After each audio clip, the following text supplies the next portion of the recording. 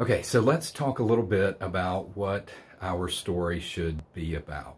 Our story is obviously our story. That's why we call it your story, right? It's about your life.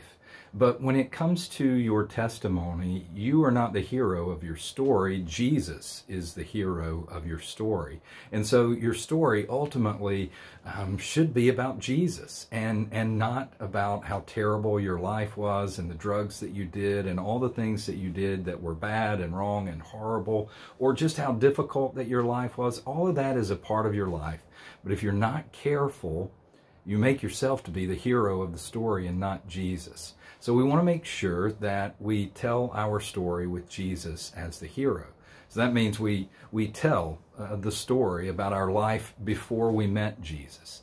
We tell our story about when and how we came to know Jesus. And then we tell the story of what a difference that Jesus has made in our lives. My life since Jesus. Maybe that is how you found hope and purpose in life because of Jesus. Now, Jesus has brought you into an incredible new family.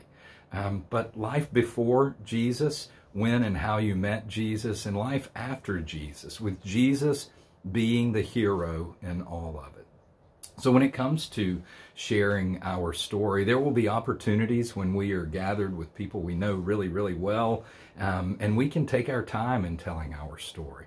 But more often than not, telling our story needs to be done pretty concisely. And so learn to tell your story in a concise manner. The elevator version, right? How long it takes for the elevator to go from one floor to the next. Learn to tell your story in a concise fashion so when the opportunity arises for you to quickly tell people about how Jesus is your hero, you have an opportunity to do that.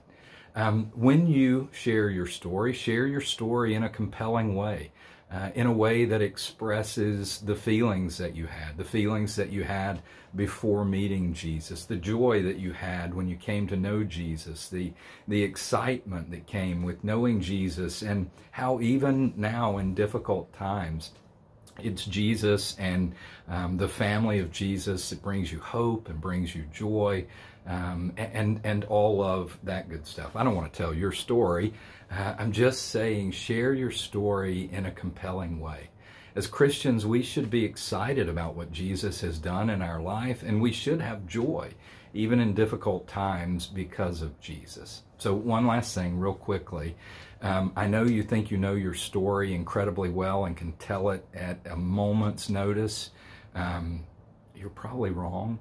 It would be really helpful for you to write your story out, to read it, to practice it, to learn to tell your story in a better and better way, to learn what details to include and what details not to include and that sort of thing. So write your story, practice your story, tell your story.